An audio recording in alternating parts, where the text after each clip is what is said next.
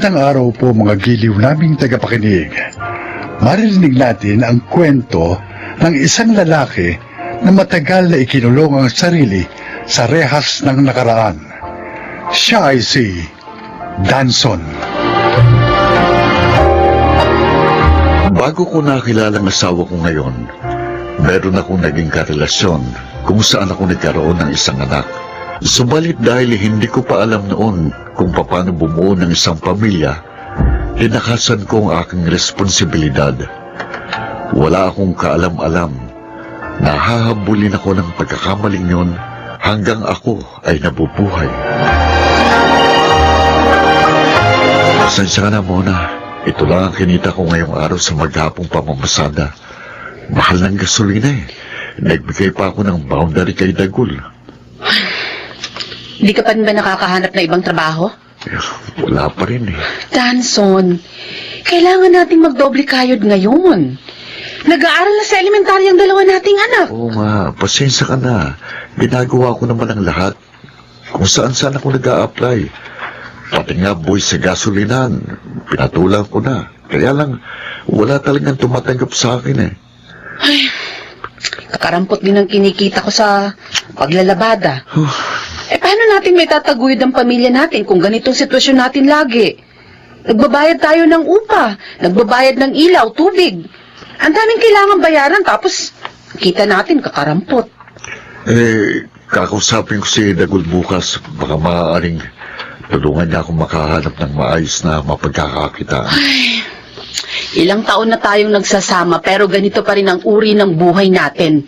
Isang kahig, isang tuka.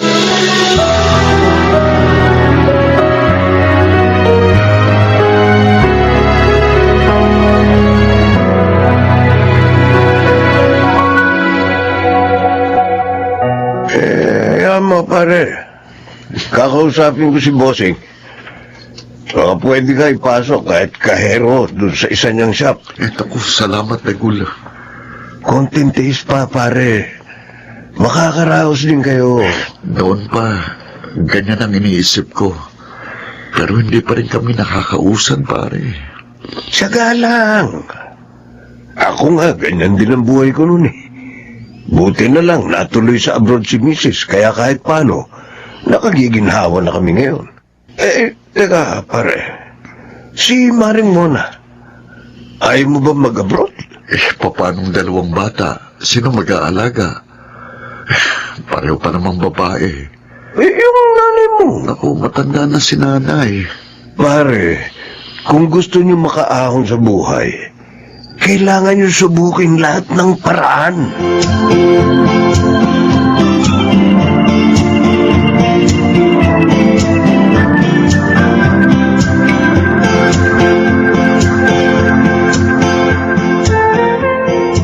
Oh, 500 yan. Ito na, naku, huwag na ho, nay. Ay, naku. Huwag mo nga akong pairala ng pride mo, Danson. May pamilya na ako pero sa inyo pa rin ako umaasa hanggang ngayon. Nakakahiya na ho. Kaysa naman magutom ang mga apo ko. Nay, O sige, nakunin mo na yan at ibili mo ng bigas. Yung mukha mo, hindi na naman ma-drawing. madalas iniisip ko, siguro, ito nang parusa sa akin ng Diyos. Saan? Sa ginawa ko kay Ira at sa anak namin. Yung ulam mong kalibin noon. Oo, siguro, pinarurusahan ako ng Diyos dahil inabandon ako sila. Ipinaparamdam sa akin ng Diyos ang parehong hirap na pinagdaanan ng mag-ina ko. Danson, ganyan ba ang pagkakakilala mo sa Diyos? Ha? Dahil ako, ibang pagkakakilala ko sa Kanya. Ang alam ko, punong-puno ng pagkahabag sa atin ng Panginoon at ayaw niyang nahihirapan ng kanyang mga anak. Pero kung ganyan ang naiisip mo, marahil may kailangan kang gawin. Ano po yun, Nay?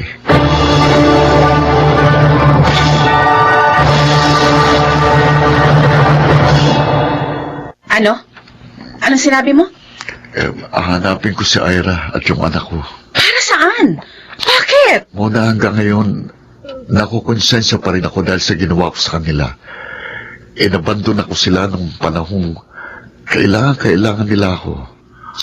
O ngayon, kapag nahanap mo sila, anong gagawin mo? Susuportahan mo yung anak mo?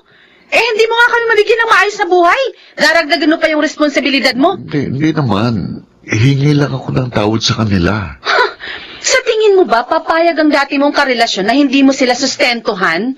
Baka nga matagal ka na rin hinahanap nun eh. Kapag nagpakita ka sa kanila, baka ipakulong ka pa niya o kaya hut-hutan ka ng pera. Hindi naman siguro. Paano kung oo, Aber? Anong gagawin mo? Mona, Ang mabuti mong gawin, maghanap ka ng maayos na trabaho. Nang sa ganun, guminawa ang buhay natin. Hindi yung puro ka konsensya.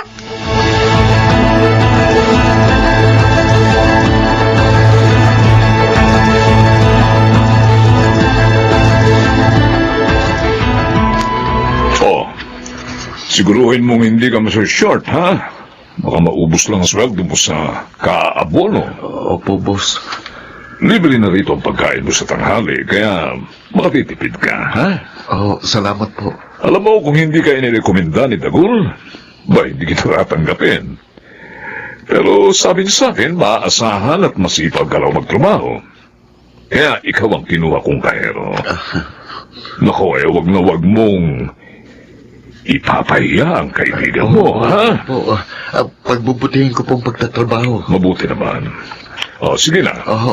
Sige. Salamat po ulit. Okay lang, sige. Salamat naman. Magkakaroon na ako ng regular na trabaho.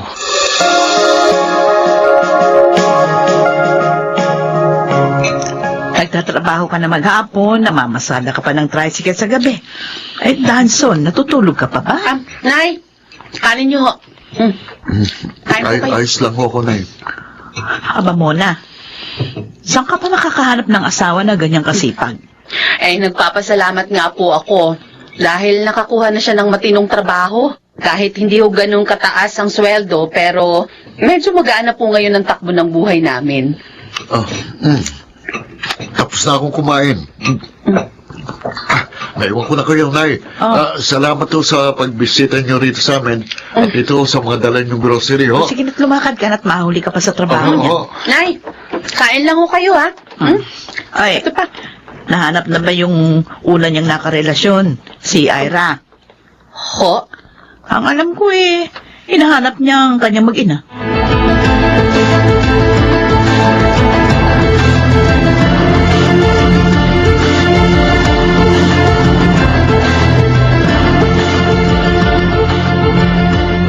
Danson, Ira, pasensya ka na. Matagal ka naghintay. Naka-work from home kasi ako May kausap ako kaninang kliyente. ayos lang. Ano, kumusta ka na? Ang tagal natin hindi nagkita. Buti eto't nagkaharap na tayo. Teka, bakit mo nga pala ako hinanap?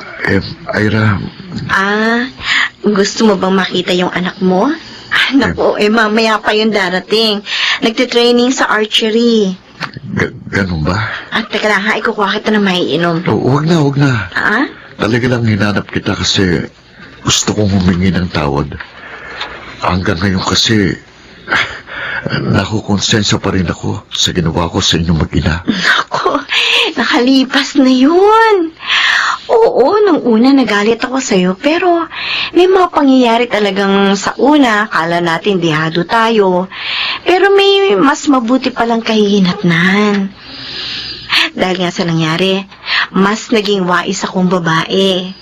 Kaya tingnan mo, nakahanap ako ng asawa, mabait, responsable. Kaya tinanggap ko na hindi tayo para sa isa't isa. At may ibang planong Diyos. Totoo bang sinasabi mo? Oo. Wala naman akong sama ng loob sa'yo. Ang totoo, gusto rin sana kitang hanapin para makita ka ng anak ko. Kasi alam niya namang hindi ang asawa ko ngayon ng tatay niya. Kaya lang, hindi ko alam kung paano kita makukontak. Mabuti na lang, hinanap mo kami. Mula noon, akala ko pinahihirapan ako ng Panginoon dahil sa ginawa ko sa inyo. Alam mo, hindi ka sa akin dapat humingi ng tawad, kundi sa sarili mo. Kasi ako, Matagal na kitang napatawad. Pero ikaw, baka hindi mo pa napapatawad ang sarili mo.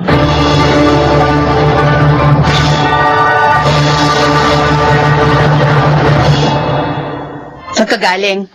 Sa ex mo? Nahanap mo na sila? O anong sabi sa'yo? Mona, Humihingi ng sustento. Huh. Porket nakakuha ka na ng matino-tinong trabaho, ang lakas na ng loob mong makipagkita sa dati mong karelasyon. Eh, hindi pa nga natin natatapos bayaran yung mga utang natin eh. alam mo, Mona, sa totoo lang, baka nga ako pang sustentuhan niya kung nakita niyang ganitong klase ng buhay natin. Oh. Ano? Oo, mayaman ang napangasawa ni Ira. May maayos din siyang trabaho. Sa madaling sabi, hindi niya ako kailangang kututan ng pera gaya ng iniisip mo. Pwede mabuti. Hindi mo kasi ako naunawaan eh. Hinanap ko sila para gumaan ang pakiramdam ko. Para magawa ko ng bagay na dapat noon ko pag ginawa. Ang makahingi ng tawad sa kanya. At mapatawad na rin ang sarili ko. Kung hindi ko sila hinanap, siguro habang buhay kong papasanin ang pagkakamaling minsan kong nagawa. Habang buhay kong isiping lahat ng hindi magandang nangyayari sa akin at sa ating pamilya ay kaparusahan sa akin ng Diyos dahil sa ginawa ko sa aking mag-ina. Pero ngayon naisip ko, mali ang lahat ng iniisip ko. Pasensya ka na. Gaalala lang kasi ako. Siyempre, hindi ko naman alam kung anong magiging resulta ng desisyon mo. Ngayon, alam mo na. Ngayon, pareho na tayong makakatulong na mahimbing sa gabi. Kumain ka na ba? Kumain na tayo. Hinintay kita kaya hindi pa ako naghahapunan. Mona, pangako. Gagawin ko ang lahat para makaahon tayo sa hirap. Maawain ng Diyos. Tutulungan niya tayo.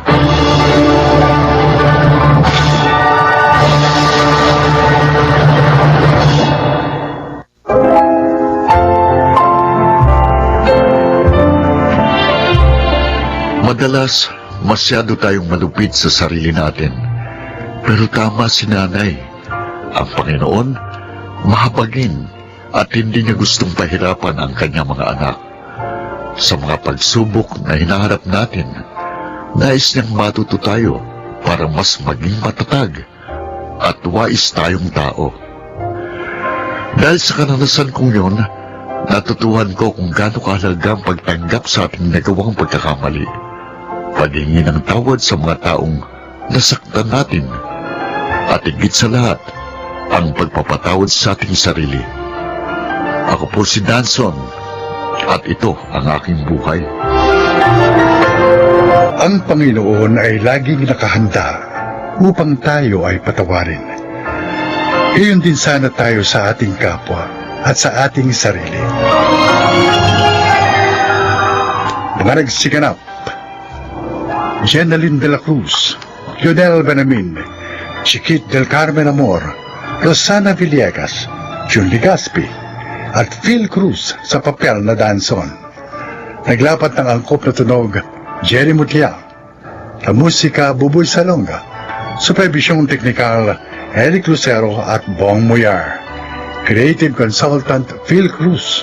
Production Assistant, Anching Cruz. Ito'y mula sa panulat ni Rita Labanon. Sa direksyon, June Martin Legaspi. Ito ang aking buhay.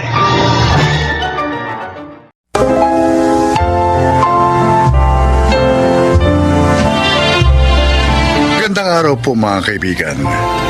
Isa na namang kwento ang kapupulutan nyo ng aral sa buhay ang inyong maririnig. Ito ay ang kasaysayan ni Nancy.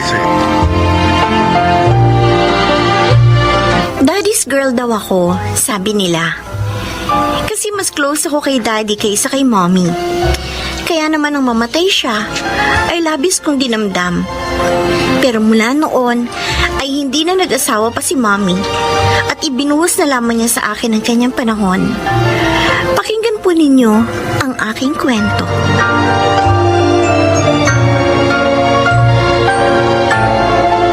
Bakit pa ayaw mo pang pakasal tayo, Nancy? 3 years na naman tayo, ah.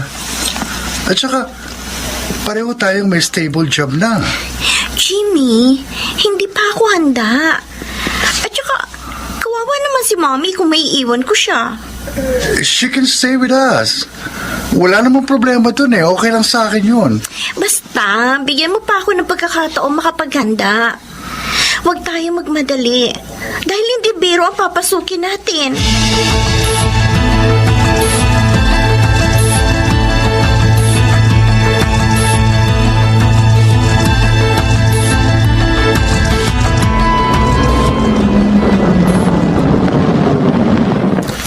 Oh, Robert, narito na tayo. Pwede na kaya akong tumuloy. Saka na lang. Gabi na eh. Tsaka isa pa, baka mabigla si Nancy pag nakita may kasama akong lalaki. Pero kailangan ko siya makikita na malapitan at makikilala. Malapit na. Konti tisa lang, okay? Okay. Sinabi mo eh. Christy. Maraming salamat ulit sa pagkakataong binigay mo sa akin.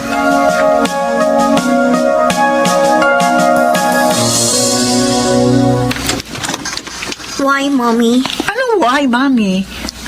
Kanina pa kita tinatawag, pero ayaw mong lumabas diyan sa room mo. Ang sabi ko, breakfast is ready. Kayo na lang ako kumain. Wala akong gana. Bakit? Bakit anak? Mas maba pakiramdam mo. Sabihin mo, hindi na muna ako papasok sa office. Sasamahan kita sa doktor. I'm not sick. Naiinis ako, kaya ako ganito. Naiinis? Kanino? Nag-away ba kayo ni Jimmy? No. Sa inyo ako naiinis. What? Wala naman akong ginawang masama. Wala! Akala niyo ba hindi ko kayo nakita kagabi? Isang lalaki ang naghatid sa inyo at nakita ko naghalikan pa kayo sa lips. Nancy, Ano ba naman, Mommy? Kung kailan kayo tumanda, at saka pa kayo kumilos ng ganun? anak, si Robert ang nakita mo. Ang totoo, gusto talaga niya tumuloy dito. Wala akong pakialam kahit ano pa ang pangalan niya. Basta, Mommy, itong gusto ko malaman nyo. Ayoko mag-asawa pa kayo. Hindi ako papayag!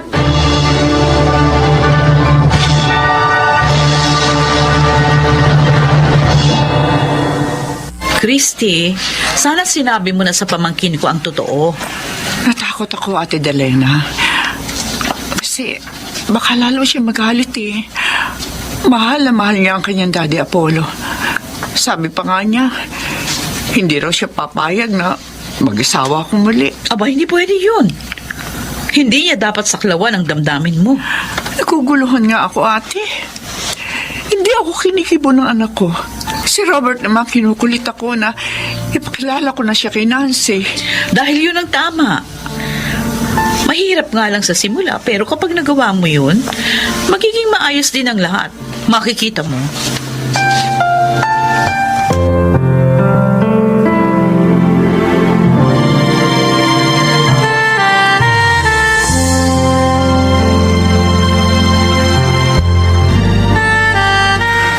Kaya naman pala hindi mo ginagalaw ang pagkain mo. May problema ka. Ilang araw ko na siyang hindi kinikibo, Jimmy. Ano? Dahil lang dun? Ano ka pa naman, Nancy? Hindi ko gustong ginagawa ni Mommy, Jimmy. Madalas ko rin siya makita may ka-text at kausap sa cellphone. At malakas ang kutob ko. Yung Robert na yon. Yung nakita kong humalik sa mommy ko. Wala namang masama ron eh. Kung muling magmahal si Tita Christy. Matanda na si mommy para doon. Who told you?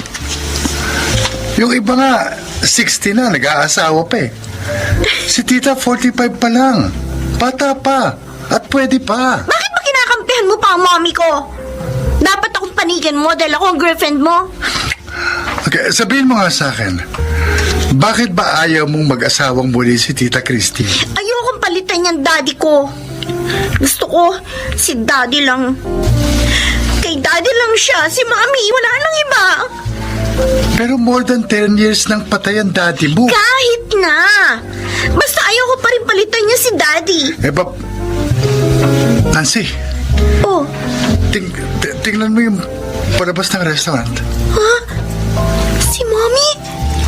At may nakaakbay na lalaki sa kanya.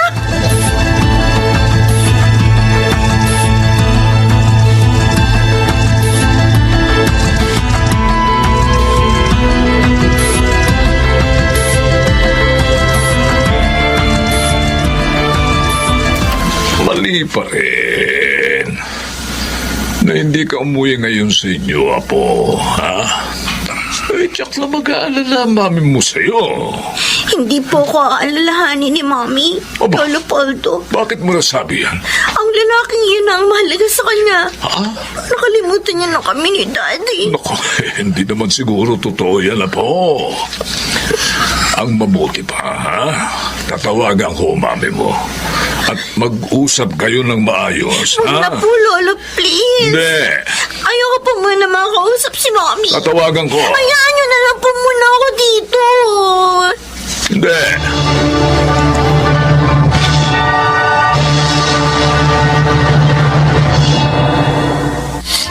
Ate, magdamag siyang hindi umuwi. Hindi man lang nagpaalam sa akin. Ate, ano na nangyari sa anak ko? Uminahong ka, Christy. Walang masamang nangyari sa pamangkin ko. Nandun siya kina Itay. Ano? Paano mo nalaman? Tinawagan ako ng Itay para ipaalam sa'yo na nagtatampo ang anak mo. Pero bakit naman? Hindi na nga ako nagpapahatid kay Robert sa bahay. Habang hindi pa ako nakakahanap ng pagkakataon para sabihin sa kanya lahat. Nakita niya kayo ni Robert sa restaurant. Ano? Sabihin mo na kasi sa kanyang katotohanan para hindi na maging komplikado ang lahat.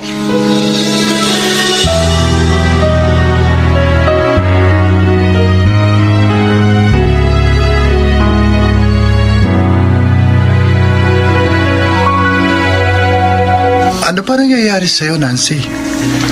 2 days ka lang hindi umuwi sa inyo, ah. So what?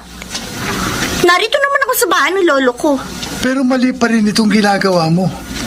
Tinitikis mo ang mami mo. Uuwi lang ako doon. Kung mangangako siya na lalayuan niya ng Robert ngayon. Hindi maaaring gusto mo, Apo. Lolo Poldo! Oh, Pati ba naman kayo? Payag na rin sa gusto ni Mommy? ang gusto ko lamang ay malaman mo ang katotohanan. Ha? Panahon na para malaman mo. Ano? Para hindi ka na magalit pa sa mami mo at kay Robert. Mahabang panahon na ang ipinaghirap nila. Anong ibig niyong sabihin, Lolo? Ano katotohanan yon?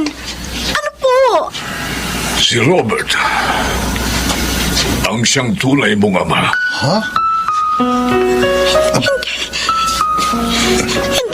Hindi totoo ang sinabi niyo, Lolo. Totoo. Siya ang talagang nobyo ng mami mo. Hindi. Ikakasal na sana sila noon dahil nga buntis na si Christy sa'yo. Pero pinagsamantalahan siya ng nakilala mong mabait na daddy na si Apollo. Pinilit na makasal sila. Kaya siya ang nakilala mong ama. Oh my God. Ano to? Gustong ipagtapat sa'yo ito ng iyong mami. Kaya lang, ayaw niyang mabigla ka, Apo. Hanggang sa umabot na nga sa hindi ninyo pagkakasundo ang lahat. Walang kasalanan si Robert, Apo. Pati na rin ang iyong mami. Wala silang kasalanan. Kaya huwag kang magalit sa iyong mga magulang. Christy, eto na ang pagkain mo. Kumain ka para lumakas ka. Robert, maraming salamat. Pero wala akong gana eh. Kalimutan mo muna ang problema sa ating anak. Please. sarili mo munang asikasuhin mo. Magpagaling ka.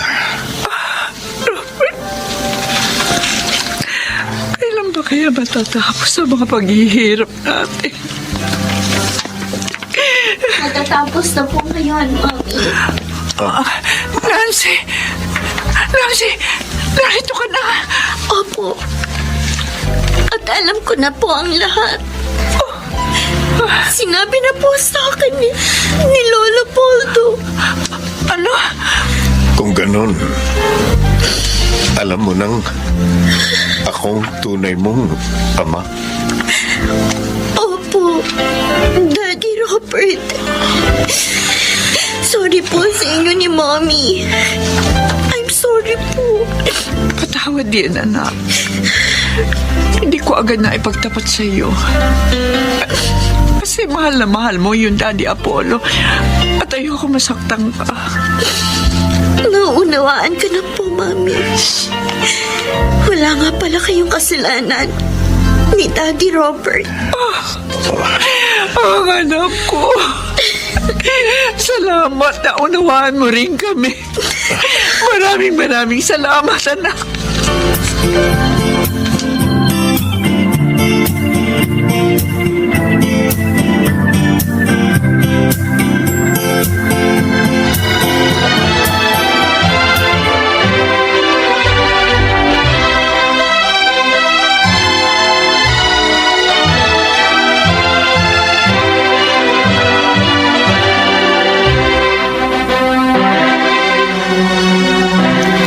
Lalong bumata si Tita Christy sa suot niya kanina.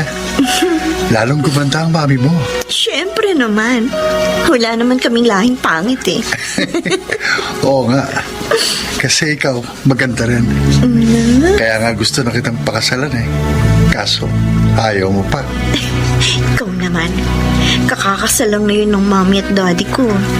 Pagpalipas naman tayo ng 1 year, ano? Kung ganun, next year, pahig ka nang makasal tayo? Oo na. Oh, yes! Mga kaibigan, next year, kami naman ni Nancy ang ikakasal!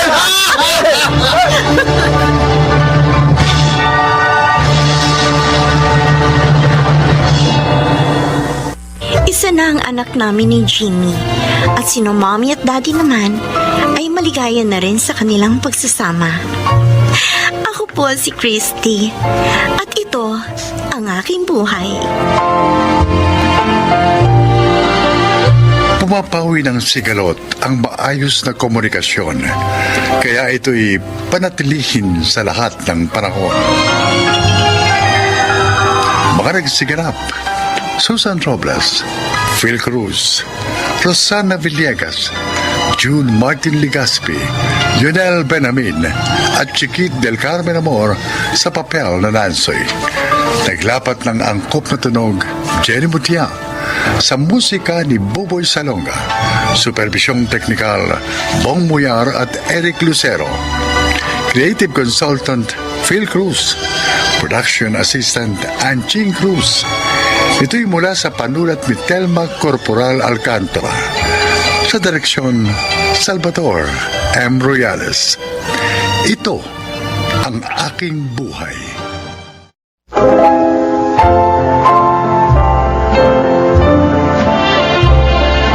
Magandang araw po mga kaibigan. Maririnig natin ang kwento ng isang dalagang nabuhay sa anino ng ibang tao at kung paano niya sinubukang baguhin ang kanyang kapalaran. Siya ay si Juliet.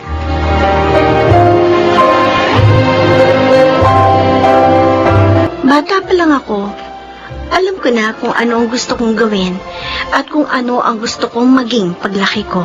Ngunit, tila pinagkaitan ako ng tadhana ng pagkakataon na gumawa ng sarili kong kwento. Dahil mula nung magkaisip ako, kailangan ko nang sumunod sa yapak ng isang taong tinitingala ng aming pamilya.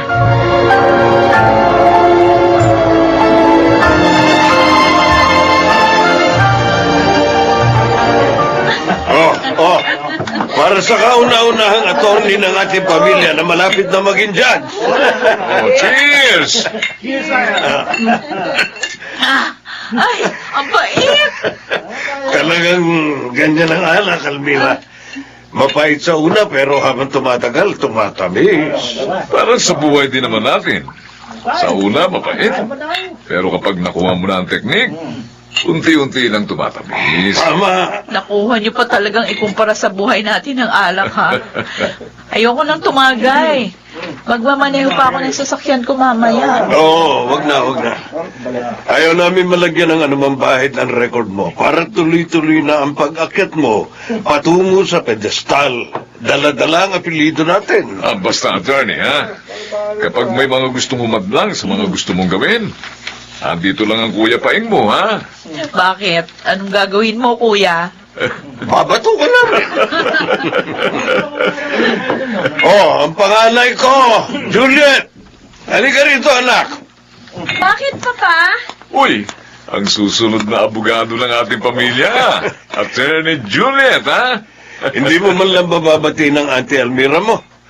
Konting panahon na lang, judge na yan. Auntie, congrats po. Oh, kaya pagbutihin mo ang pag-aaral, Juliet. Dapat maging abogada ka rin. At kung malagpasan mo pa mga achievements ng tiyang mo, di mas mainam. Ah, nako. Matalino tong anak kong to.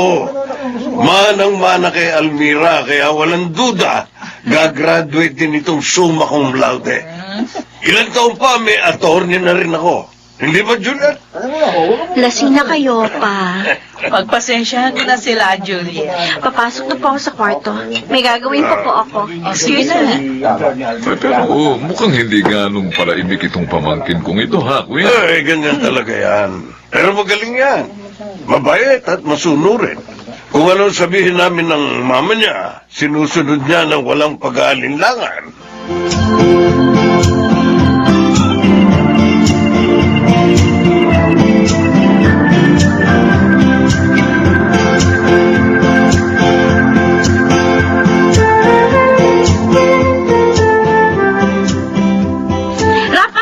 Ko. Hiniram mo yung kahapon, ah.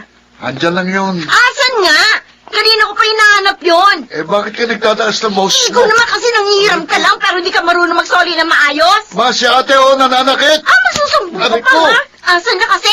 Hanapin mo, ibalik mo sa akin. Oo na. Hoy, hoy, Nilagay ko lang dyan sa mesa mo eh. Kaso wala nga eh, hanapin mo. Oo na nga eh. Hoy, tama na yan. Ano yan? Kakainis po. Ano, wala na bang ilalakas yung mga boses nyo, ha? Baka gusto nyong marinig ng kabilang barangay. Yung mga boses nyong kagaganda. Eh, si ate kasi ma eh. Ako na naman ang pinagbabalingan ng galit siya sa mundo.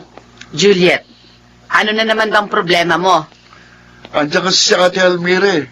Umiinit lagi ang ulo niyan kapag narito si auntie. O kaya pinag-uusapan niyo siya. Kung ano-ano yun yung sinasabi mo eh. Pwede ba hanapin mo na yung libro? Oo na Juliet. nga eh. Kapag hindi mo hinahanap yung madla ka sa akin!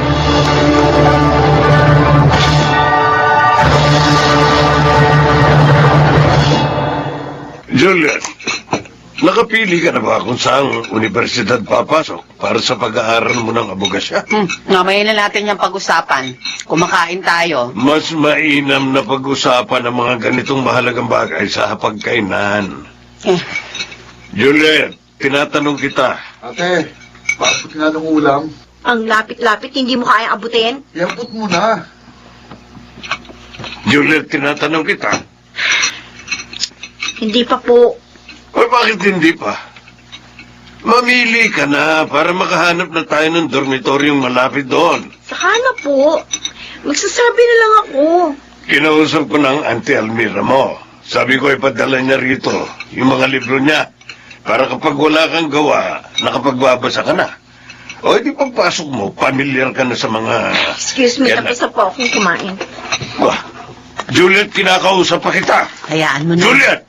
Hayaan mo ng anak mo. Anong hayaan? Binabastos ako ng anak mo. Hahayaan ko lang. Juliet!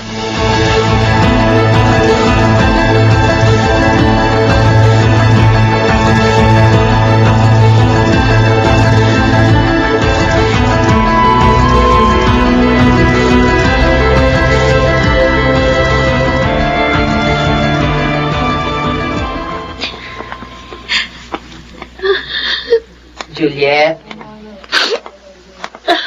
Ma, bakit po? pagpasensyahan mo ng papa mo. Yan naman lagi yung sinasabi niyo kapag napagsasabihan ako ni Papa. Ma, mula na magkaisip ako, pinagpapasensyahan ko na si Papa. Konti na lang. Kapag nakapagtapos ka ng abogasya, maaari mo nang gawin ang gusto mo. Maaari ko nang gawin ang gusto ko? Hihintayin ko pa maging abogada ako bago ko magawa ang gusto ko? Wala tayong magagawa. Kailangan nating sundin ang kagustuhan ng papa mo. Ma, kailan ba darating ang panahon? Ipaglalaban mo naman ako. Kailan darating ang panahon na ipaglalaban mo ako kay Papa? Noon pa, alam mo, ayoko maging abogado kagaya ni Auntie. Asawa lang ako. Kailangan ko magpasakop sa papa mo. Ano pa nga bang aasahan ko sa inyo? Juliet, Kung hindi nyo kaya, ako ang gagawa. wag na wag mong susuwayin ng papa mo. Bakit hindi? Buhay ko to. Oo, pinag-aaral niya ako. Pero hindi ibig sabihin nun, may karapatan na siyang diktahan ako. May sarili rin akong pangarap. At yun ang aabutin ko. Tapos na ang pagiging sunod-sunuran ko kay Papa.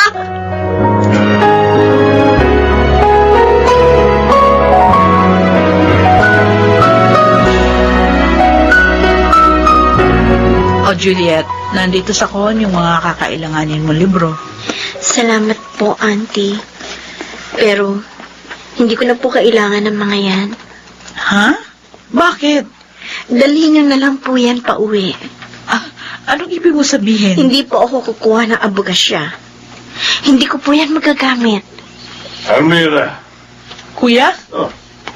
ito na ba yung mga libro? Juliet, ayusin mo na ito sa bookshelf. Ayaw niya nga tanggapin. Ano? Sinabi ko na po sa inyo, ayoko maging abogado.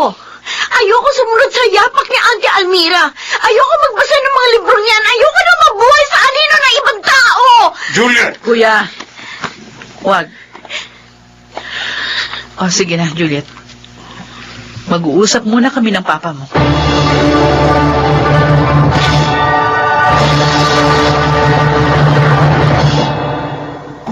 Juliet?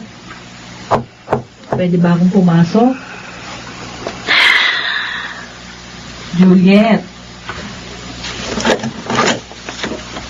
Bakit po? Pwede ako pumasok? Sige po.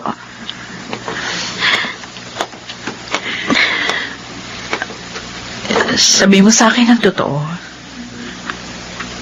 Talaga bang ayaw mo? Ay, Juliet. Gumaya ka sa Auntie Almira mo. Dapat marami ka rin makuha medals gaya ng Auntie Almira mo. Dito ka mag-aral kasi dito nag-aral ang Auntie Almira mo. Mag-abogada ka gaya ng Auntie Almira mo. Auntie! Mula noon, ikaw na ang bukang bibig ng pamilyang ito. Oo, proud ako na may tiyahin akong kagaya mo. Alam ko naman hindi naging madali ang mga pinagdaanan mo para makarating sa kung saan ka man ngayon. Pero Auntie, si Juliet ako. Hindi ako ikaw. May sarili rin akong anino. Pero noon pa man, anino mo na ang sinusundan ko. Para akong bulag na sumusunod lang sa'yo. Kung saan ka magpunta, saan ka liliko rin ako. Kung saan ka tumalon, tatalon din ako. May sarili rin naman akong buhay. May sarili rin akong pangarap. Wala ba akong karapatang gumawa ng sarili kong kwento? Ay, sorry, Juliet. Sorry kung kailangan mo pagdaanan ng lahat ng ito dahil sa akin. Pero kung desidido ka na sa gusto mong gawin, Sige. Susuportahan kita. Susuportahan ka namin ng mama mo. Hindi mali na maramdaman mo yan. Hindi mali na masaktan ka. Hindi ko man alam ang eksaktong bigat ng pinapasan mo ngayon, pero alam kong nahihirapan ka na sundin ng papa mo. Huwag ka mag-alala. Narito kami ng mama mo. Kasama mo kami.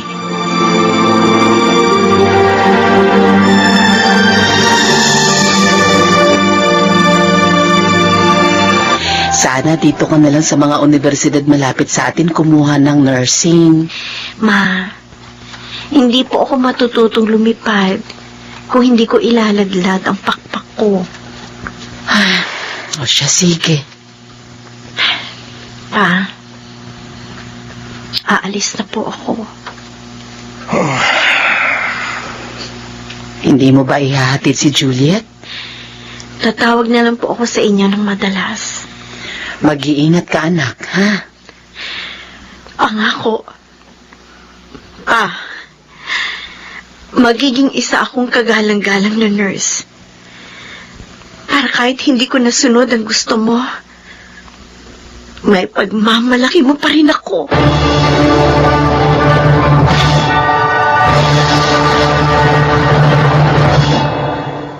Makalipas ang 4 na taon, bumalik ako sa bahay bilang isang registered nurse. Hindi ko man nakitang ipinagbunyi ako ni Papa, gaya ng nakikita ko noon tuwing may mga tagumpay na nakukuha si Auntie Almira. Pero alam kong proud siya sa akin. Hindi lamang dahil sa narating ko, kundi dahil natuto akong ipaglaban ang gusto ko. At sa huli, maaari niya pa rin akong naipagmalaki. Sa mga kagaya kong may nais abuting pangarap, huwag ninyong hahayaang diktahan kayo ng iba. Ako po si Juliet, at ito ang aking buhay. Hindi masamang piliin at ipaglaban ang mga nais nating gawin, lalo na kung magiging daan ito upang tayo ay matuto at maging isang mabuting tao. Mga nagsiganap, Rosana Villegas, Jenaline de la Cruz, Lionel Benamin, Phil Cruz, June Ligaspi, at Chiquit del Carmen Amor sa papel na Juliet. Naglapat ng angkop na tunog Jerry Mutiang, sa musika Buboy Salonga, superbisyong teknikal Eric Lucero at Bong Muyar. Creative Consultant Phil Cruz, Production Assistant Anching Cruz. Ito'y mula sa panulat ni Rita Labanon. Sa direksyon, June Martin Ligaspi at Maynard Landicho Jr. Ito ang aking buhay.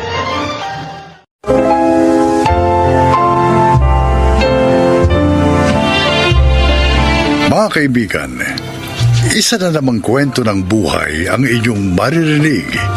Ito ay ang kasaysayan ni Joanna.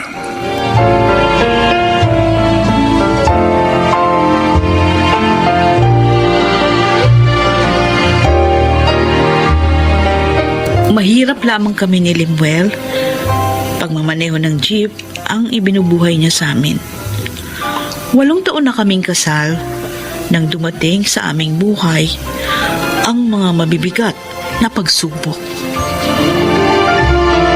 Joanna, anong sabi ng doktor? Ano resulta ng pagsusuri nila sa aking anak?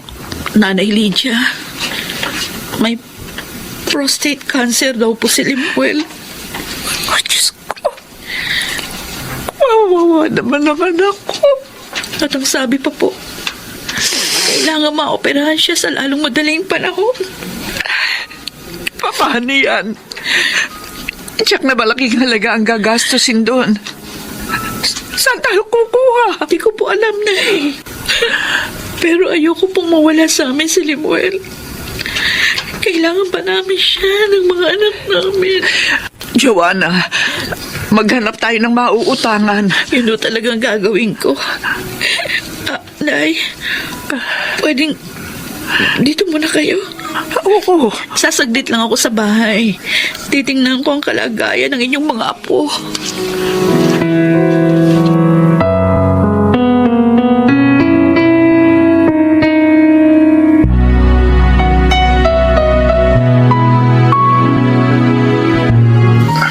Mukhang napagod ka, Joanna. Limuel, pinuntahan ko ang lahat ng mga kaibigan natin. Nagbaka sakali ako na may maitulong sila. Kaso, wala rin silang pera. Pagkain lang ng mga anak natin ang kanilang naibigay. Kawawa ka naman. Naghihirap ka dahil sa akin. Hindi mo namang kasalanan yun. Nagkasakit ka. Kung pabayaan mo na lang kaya ako. Ano ba yung sinasabi mo? Kailangan kita. May pag-asa pa naman para makaligtas ka. Basta maoperahan ka lang. Pero wala tayong pera eh. Basta, maoperahan ka rin. Hindi ako titigil sa paghahanap ng paraan para mangyari yun.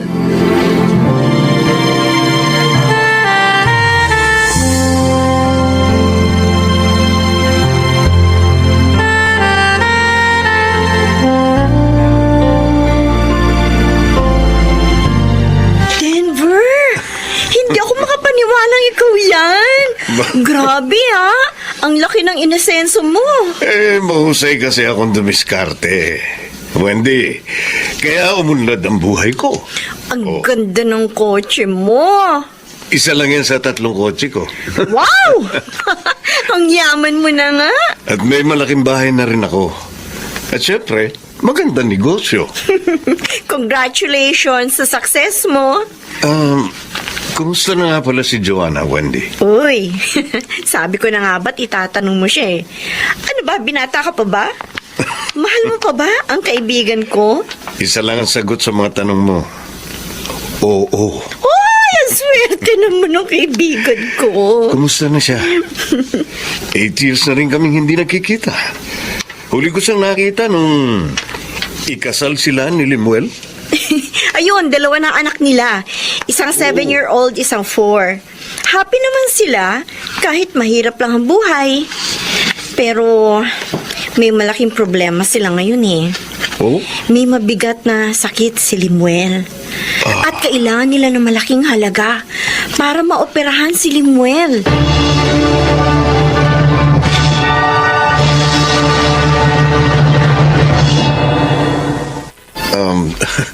Salamat sa pagpayag mo magkita tayo dito sa restaurant. Hindi ka pa rin nagbabago, Joanna. Maganda ka pa rin. Salamat. Wala namang dahilan para iwasan kita. At saka sabi ni Wendy, handa ka raw na tulungan ako sa problema ko. Totoo ba yun, Denver?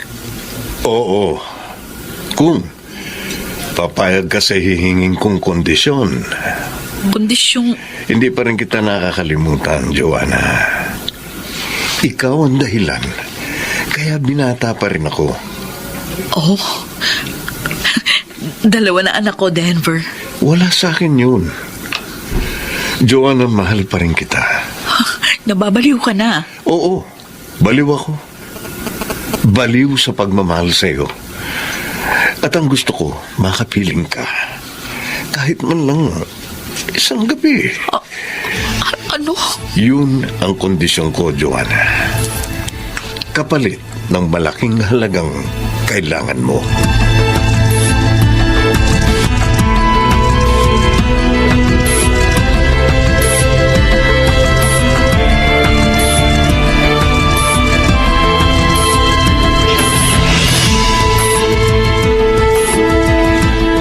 Ano ika mo, Joanna? May pera ka na magagamit sa pagpapagamot sa aking anak? Opo, Nanay Lydia. Oh, salamat naman. Saan ka nakahiram ng malaking halaga? Nanay, mahal na mahal ko ang anak niyo. Kaya lahat, handa kong gawin. Patuloy lang siyang mabuhay. Kaya naman nagpapasalamat ako sa iyo eh. Bakit ka umiiyak? Ano bang ginawa mo? Binenta ko ang sarili ko sa isang dating maliligaw. Kapalit ng malaking halaga. Oh, Diyos ko. Alam kong marami na ako, Nay. Pero sana huwag kayong masuklam sa akin. Hindi ko hangad na pagtaksilan si Limuel. Ang gusto ko lang, mailigtas siya sa tiyak na kamatayan. Kaya ko yun ginawa. Hinahangaan ko ang pag-ibig mo sa aking anak, Joanna. Nanay Lydia. Huwag ka nang umiyak. Hindi ako nasusuklam sa iyo.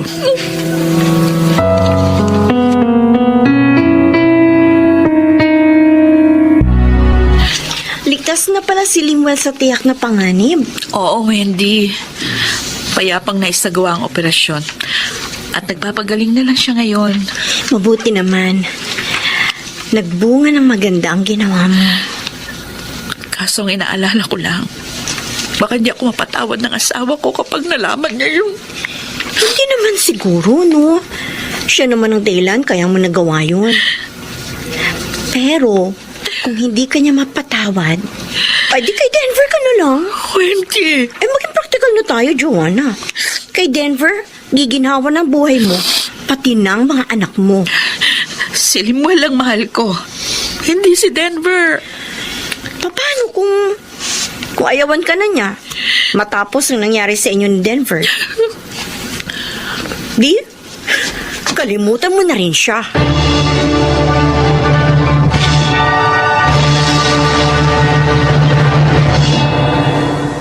Ay, yun pala ang dahilan.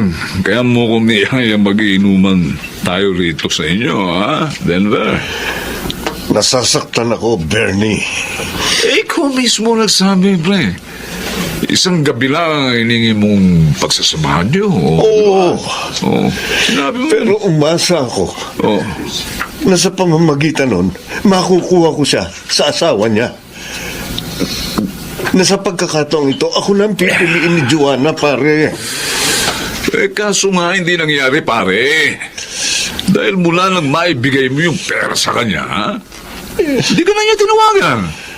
Oh, at hindi mo na rin siya makakontak sa number niya. Oh. Kutob ko nga, nagbago siya ng cellphone number para hindi ko na matawagan. Pero nagagalit talaga ako. Hindi ko alam ang gagawin ko. Gusto ko tuluyang mapasa akin si Joanna. Teka, pre. May naisip ako eh. Para mangyaring gusto mo, parang Denver. Ano yun? Sabihin mo, para magawa ko na. Miss na miss ko na si Joanna.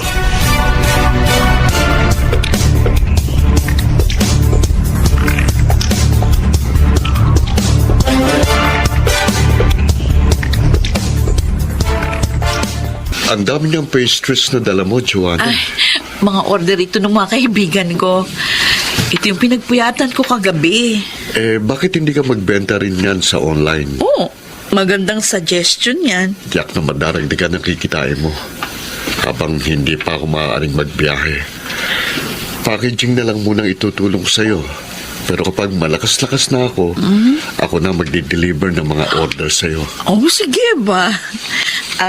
Limuel, maraming salamat sa pangunawa. Joanna, mahal kita. Tulad ng pagmamahal mo sa akin. Kaya maasahan mo ang pangunawa ko.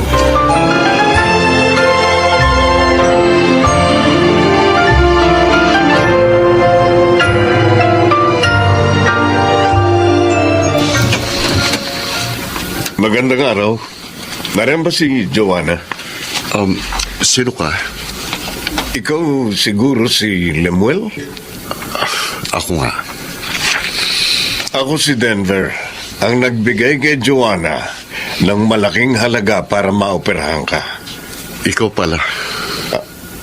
Alam mo ang tungkol doon? Nagmamahalan kami ni Joanna at kahit kailan, hindi namin naging ugwaling maglihim sa isa't isa. At hindi ka nagagalit sa ginawa niya? Nasaktan ako, oo. Nasaktan ako nung una pero nawala rin yun.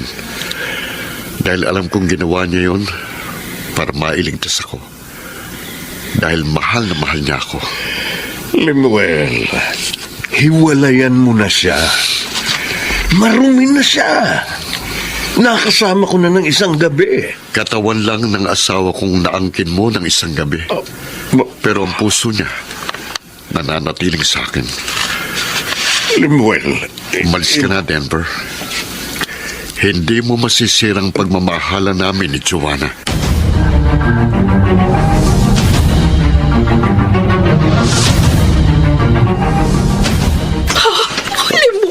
Ano ba? Ang higpit naman ang yakap mo sa akin, Joanna. At umiiyak ka pa. Bakit ba? Narinig ko yung pag-uusap niyo ni Denver. Salamat sa iyo, mahal ko. Ngayon ko napatunayan, talagang nauunawaan mo ko. Akong dapat magpasalamat sa iyo. Dahil nagsakripisyo ka. Mabuhay lamang ako. Lemuel. Asahan mo, Joanna. Pakamamahalin at paglilingkuran kita habang buhay.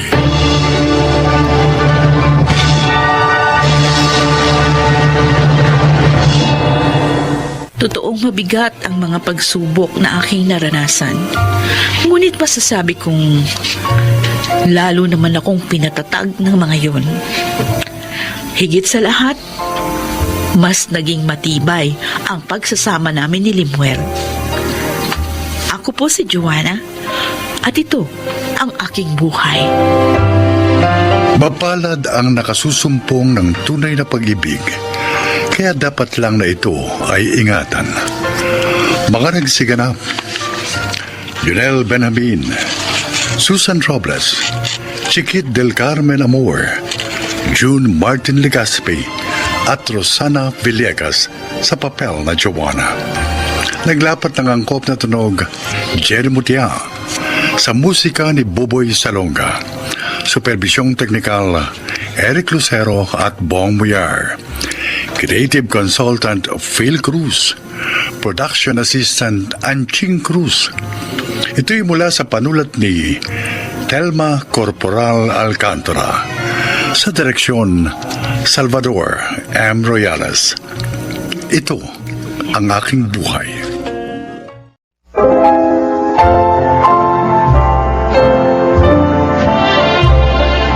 Magandang araw po, mga kaibigan.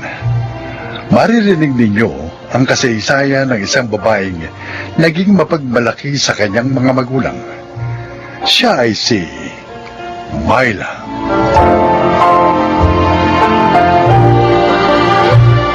Napakabait ng aking mga magulang. So tuwing madala pa ako, sila ang tumutulong sa akin bumangon. Hindi kasi ako nakikinig sa kanila, kaya madalas akong magkamali. Handa na ang hapunan, Myla. O tayo na kumain. Una na kayo, Nay. Wala akong gana. O at bakit wala kang gana? Dahil napagsabihan ka ng tatay mo, kaya naiinis ka. Eh, hirap naman kasi sa kanya eh. Nangahatol agad. Hindi pa naman niya lubos na kilala si Walden. Anak, pinangangaralan ka lamang ng tatay mo. Dahil ayaw niyang madapa ka sa pangatlong pagkakataon. Eh, magkakaiba po ang mga lalaki. Iba si Walden sa dalawang lalaking una ko sinamahan. Myla, huwag mo sabihin gusto mong sumama sa lalaking yon. Mabuti nga hindi ka nagbuntis sa dalawang mong unang sinamahan eh. Makinig ka naman sana sa amin, anak. Ingatan mo naman ang iyong sarili. Ang bira talaga, sermon na naman. Oo, mag-iingat na ako.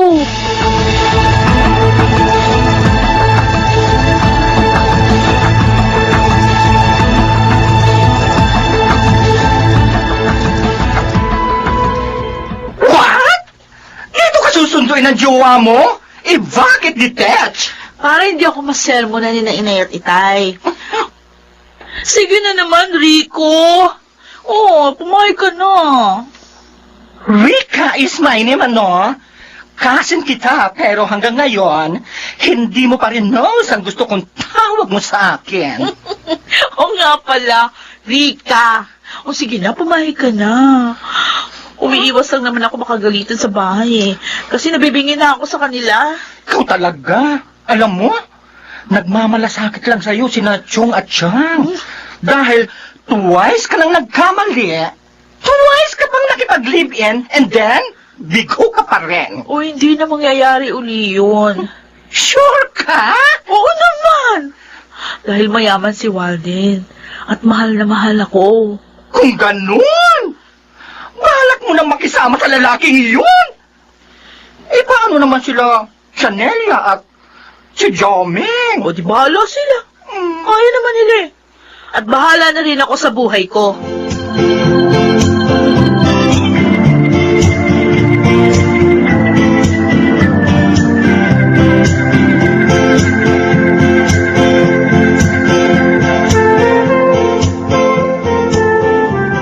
Wow, ang ganda nitong apartment na kinuha mo sa akin, Walden. Lalo na itong kwarto natin. Eh, siyempre, hindi kita ititira sa pangit na lugar.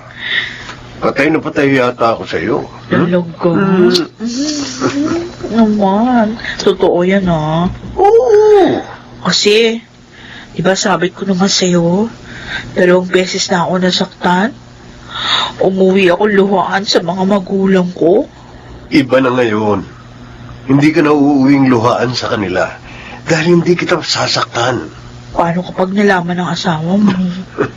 Kaya nga kita tinira sa malayo eh. Para hindi niya malaman.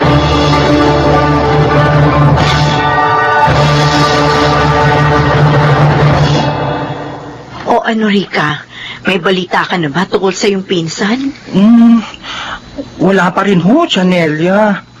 At hindi pa naman po siya tumatawag sa akin. Kung batang yun talaga. Ilang beses nang nabigo, mapusok pa rin. At kapag napapangaralan nagagalit pa. Tinawagan niyo na po ba siya? Oo. Pero hindi na makontak yung number niya. Naku! Baka nagpalit siya ng SIM card. Talagang iniiwasan niya tayong lahat. Ang inaalala ko, baka mas grabe ang mangyari sa kanya ngayon kaysa noong mga nakaraan niya pakikipag-live-in. Chang, sana wag naman po. Kung sakaling mangyari yun, wala na tayo magagawa. Siya ang naghanap ng kanyang kapalaran.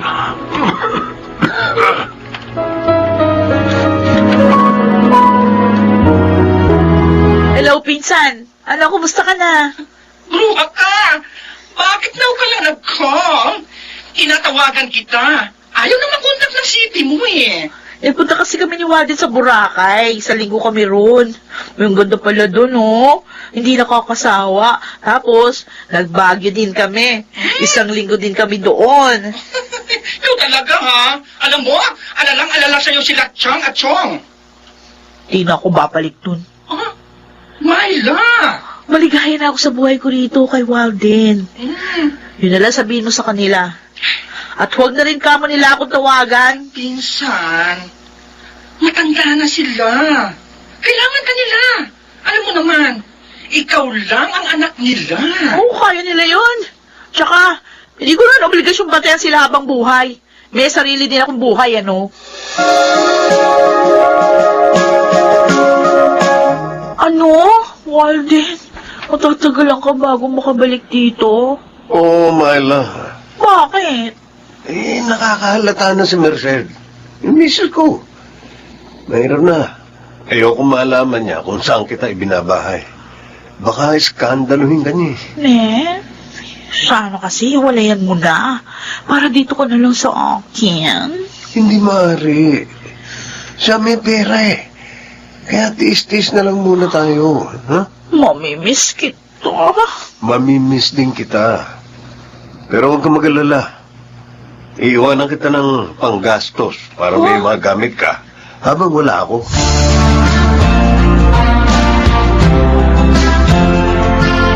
Chanelia, may sakit ko pala si Chong. Oo, Rico. Nirarayuma siya. Hindi nga makatayo eh. Pareho pa kaming may nararamdaman. Pareho kami inuupo.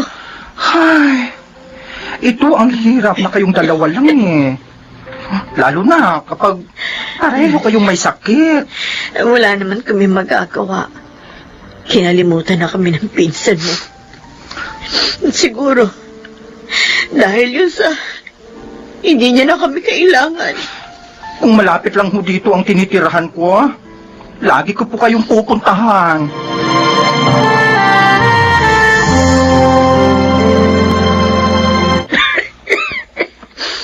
Ang usok naman. Ang init pa. Kaya siguro ako nagising. Buti pa inom muna ako ng tubig para mawala ang pag-ubo ko. Sunog! Mga ba? May sunog! Malaki lang apoy! May apoy daw? Masilip ka. Natayo ako dito. Rico? Saan na lang muna? Jobeng! Jobeng! Umisig ka! May sunog! Jobeng! Pagpausok! May sunog! Kailangan makalabas tayo dito! Malaki lang apoy! Tumayo! Hindi! Kailangan makalabas tayo dito! Naklolo! Tulungan niyo kami!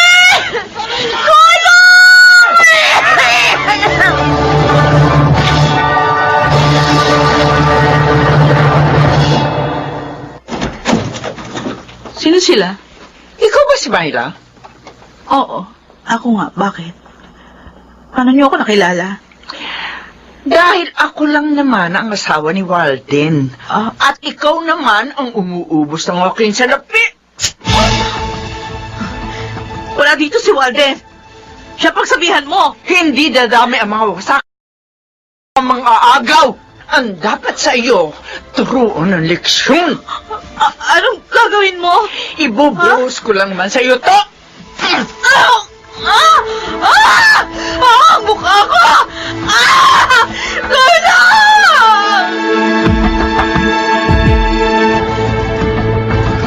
Nang matanggap ko ang tawag ng doktor na pinakiusapan mo, nagpunta agad ako dito sa ospital. Rika, pangit na ako. Dahil sa binuhos na asido sa akin ng asawa ni Walden. Naglalambot ako sa sinapit mo, pinsan. Pero pasalamat ka pa rin. Dahil buhay ka pa. At hindi ka nabulag. Wala na ako ngayon may pagmamalaki. Wala na. Sana pala nung hinawalayan ko na si Walden. Ay, yun talagang hirap eh. Laging nasa huli ang pagsisisi. Pati si Nainay at Itay. Dahil sa pagmamahal ko kay Walden. Tama ka. Minsan, kumusta na sila? Gusto kong humingi ng tawad sa kanila. Magpagaling ka ha.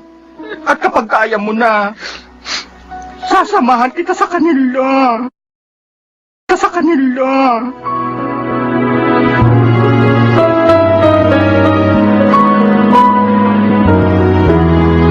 Bakit dito tayo sa sementeryo nagpunta? Sino pupuntahan natin dito? Myla, huwag kang mabibigla ha. Bakit? Narito na ngayon sina Chang at Chong. Ha? Hindi kita maintindihan. Bakit naman sila mapupunta dito? Hindi naman dito bahay namin. Nagkaroon kasi ng sunog sa lugar nyo. At nadamay ang bahay nyo. Ha? Hindi. Hindi na nila nakayanang lumabas sa bahay nyo eh. Dahil nga, nung panahong yun, pareha silang may sakit. Kaya, nakulong sila at namatay. Hindi! Myla. Itay! Kasalanan ko to. Hindi kayo makakukulong sa sunog na yun kung kasama niyo lang ako. Patawarin niyo ako, Inay. Itay!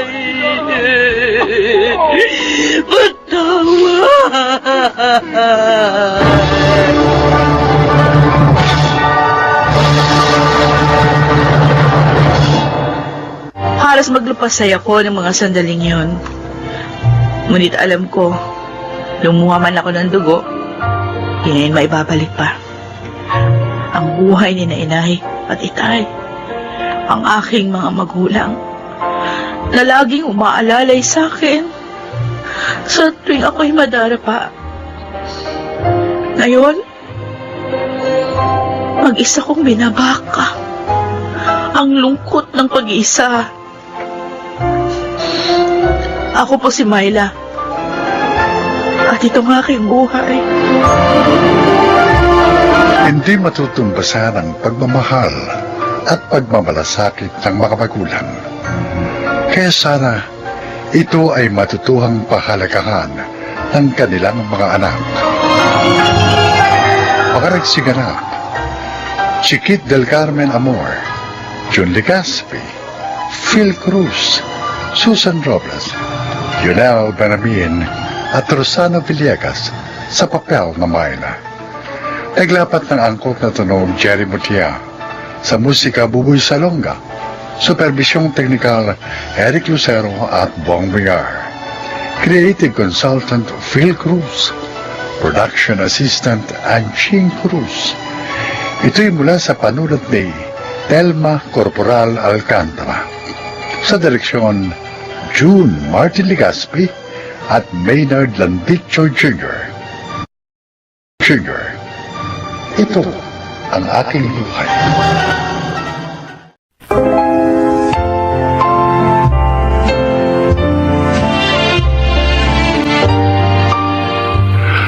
Magandang araw po mga giliw naming tagapakinig.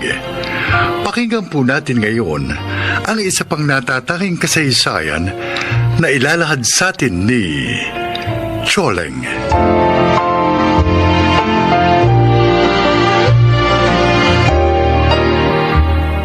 Hindi madali ang maging natay. Nanay at tatay sa 3 anak na lalaki. At itong nadama ko nang pumanaw ang aking asawa. Pakinggan po nyo ang aking paglalahad.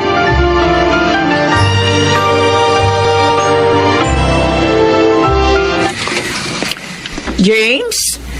Ikaw na ba yan? Nay, may kasama po ako. Oh, sino yan? Ako po si Edith, Nanay Choleng. Nanay Choleng? Asawa ko na po siya, Nay. Nagpakasal na po kami sa West. Nag-asawa ka nang hindi mo man lang pinapaalam sa akin? Pasensya na kayo. Buntis na si Edith. Ang layo nitong atin doon sa Maynila eh. Kaya ang ginawa namin, nagpakasal na kami bago pumarito. At magkakaanak na pala kayo? Opo, Nanay. Magkakaapo na po kayo. Ay, Diyos. Ang problema, Nay, wala po akong trabaho ngayon. Natapos na po ang kontrata ko sa pinapasukan ko, kaya naisip ko, dito na muna po kami. Sige. Sige, lumito kayo. At dito ka na rin sa probinsya natin maghanap ng trabaho.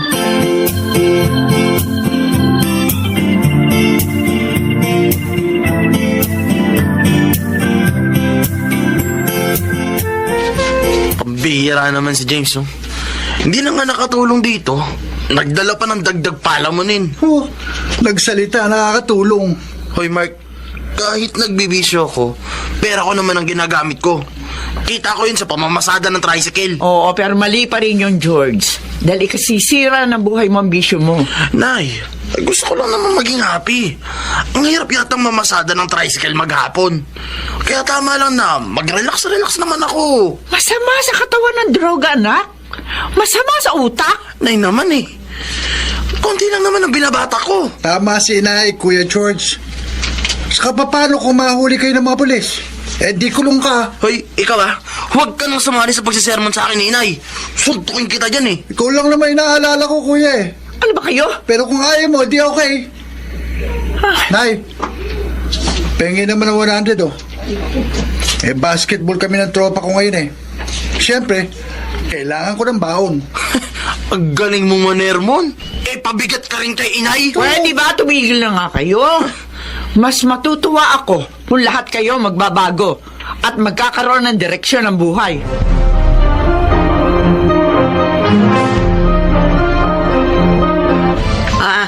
Itong bayad ko sa kinyo kung mga balot, tsaka itlog na maalat, Choleng. Choleng! Ko? Ano ka mo, Leonie? Taong ito, oh. Sabi ko, ito yung bayad ko. Siya kinuha kong balot at itlog na maalat. Ay, salamat. Pasensya ka na sana, ha? Kasi hindi ko agad napansin. May iniisip lang kasi ako, eh. Nako, ay alam ko na. Yung mga anak mo, no? Ay, nalulungkot lang ako. Dahil kahit nasa hustong edad na sila, wala pa rin direksyon ng kanilang mga buhay. Si George ko na panganay, may bisyo. Si James naman, wala ngang bisyo. Pero nag-asawa naman ng hindi malaman nagpapaalam sa akin. Itong si Mark, kusang huminto sa pag-aaral. Mas gusto pa yung makibarkada. Pare-pareho sila na para bang hindi pinahalagan yung mga pagsisikap ko. Pambihira din naman yung mga anak mo. Ay, buta na nga lang at kumikita ka doon sa pagtitinda mo ng balot at itlog na marat. May pensyong ka rin tinatanggap. Buhat doon sa bumanang mga asawa. Oo. Hindi rin kami umuupa ng bahay. Pero alam mo kung wala ang lahat ang yun, ako, Jack, gutom kami.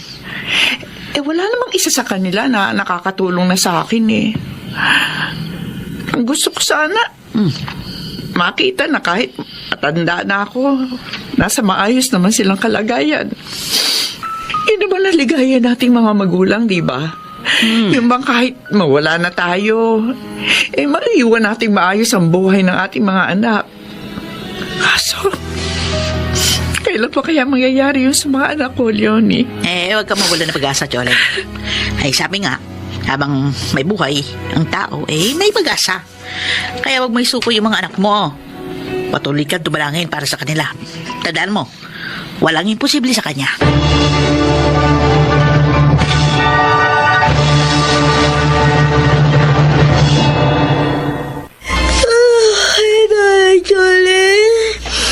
Umalis na po ba si James? Oo, Edith.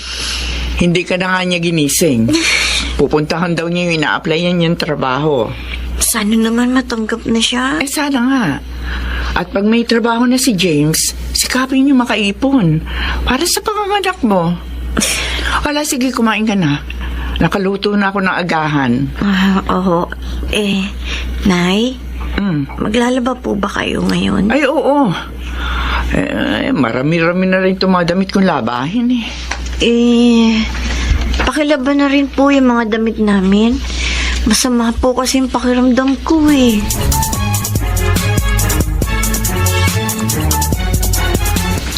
Dinig na dinig ko, Kuya James. Inutusan ni Ate Edith si Inay na labhan ang mga damit nyo. Si Inay naman, nilabhan. Hindi tama ang ginawa ng asawa mo, Tol, ha? Ipagpalagay na nating masama ang pakiramdam niya. Ay, huwag siya maglabang ngayon. Sa ibang araw niya gawin. Hindi yung gagawin niyang utusan ng nanay natin. Oo. Kuya, Mark, hindi ko alam ang ginawa ni Edith. Kaya nga sinabi ko sa'yo, Kuya. Para pagsabihan mo si ate. Para wag na niyang ulitin yun. Pambira, hindi na nga tayo makatulong kay Ermat. Gagawin pa nating aliga. Ay, huwag naman sanang ganon.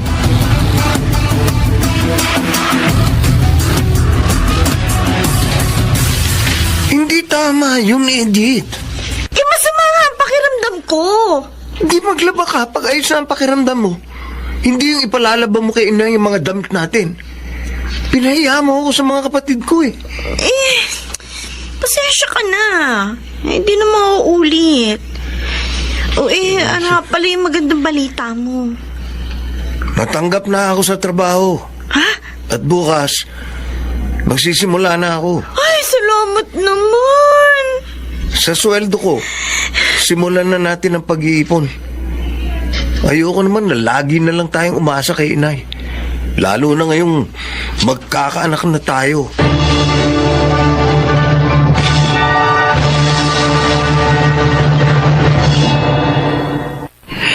Natuwa ako na marinig ko ang pag-uusap ni na James at Eddie. Doon ko nadama, may pagpapahalaga rin pala sa akin ang aking mga anak. Mga rin hindi lang nila maipakita sa iyo yung pagpapahalaga.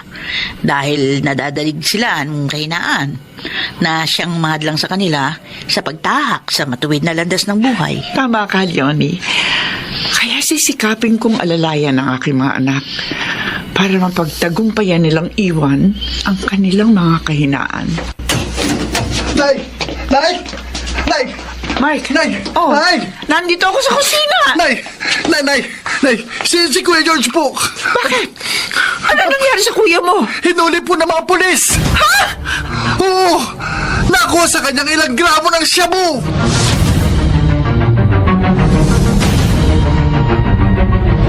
George!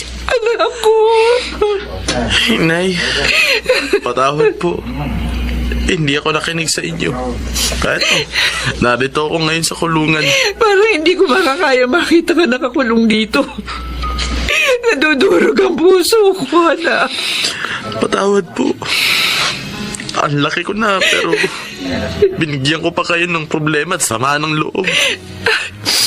Susubukan kong gumawa ng paraan, anak, para makalaya ka. Maraming salamat po. Pero sakaling hindi kayo magtagumpay, hindi po ako magdaramdam, Inay. Dahil alam kong kasalanan ko ang lahat.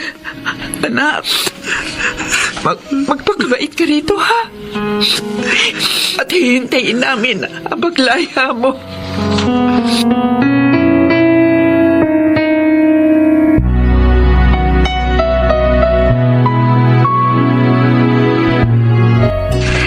Nay, may pasalubong po ako sa inyo. Ang paborito niyong pansit.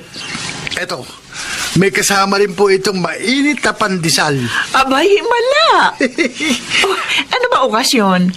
Wala namang merong birthday. Gusto ko po, sabay-sabay tayong magmerienda ni na Kuya James at Ate Edith. Eh bakit nga, Mark? Ano ba meron? Nay, pumasa ako sa scholarship test ng isang vocational school dito sa atin. Ibig sabihin? Opo, Nay. Mag-aaral na uli ako. At wala po kayong gagastusin. Libre po ang matrikula ko doon. Oh, Diyos ko, salamat naman. Naisip mo mag-aaral uli. May part-time job na rin po ako. At doon ko naman kukunin ang baon ko sa pagpasok. Pero anak, baka mahirapan ka. Mag-aaral ka habang nagtatrabaho. Kaya ko yun, Nay. Ayoko na pong mahirapan pa kayo eh. Ang gusto ko, habang kapiling pa namin kayo, makita niyong inaayos ko na ang buhay ko. Nung makulong si Kuya George, nataon ako, Nay. Sabi ko sa sarili ko, ilalagay ko na sa tama ang buhay ko.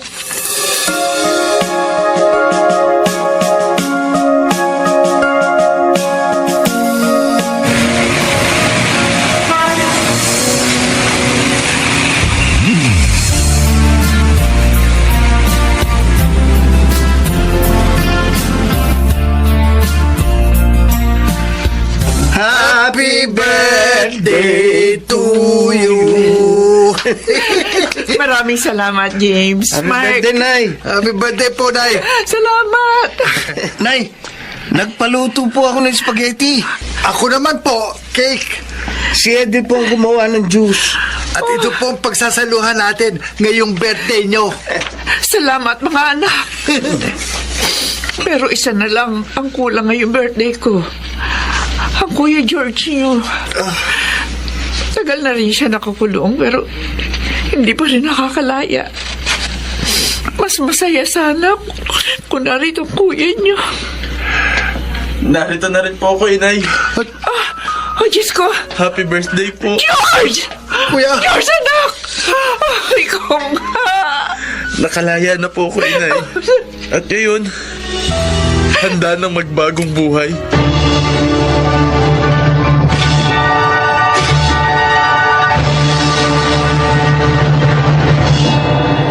Yan ang simula na muling panunumbalik ng kaligayahan ko. Dahil muli ko nakapiling ang aking mga anak. Mahirap man ang maging isang ina at ama, hindi ko yung pinagsisisihan. Dahil ngayon, nadarama ko na ang kahalagahan ko sa aking mga anak. At nasa maayos na rin silang kalagayan. Ako si Choleng, at ito ang aking buhay. Mga Nagsiganap, Angelo Alcantara, Lionel Benjamin, Bobby Cruz, Chiquit del Carmen Amor, Rosana Villegas, at Susan Robles sa papel na Choleng. Naglapat ng angkop na tunog, Jerry Mutia. Sa musika ni Buboy Salonga. Supervisyong teknikal nila Eric Lucero at Bong Boyar. Creative Consultant Phil Cruz. Production Assistant Anching Cruz. Ito'y mula sa panulat ni Telma Corporal Alcantara. Sa direksyon, Salvador M. Royales. Ito ang aking buhay.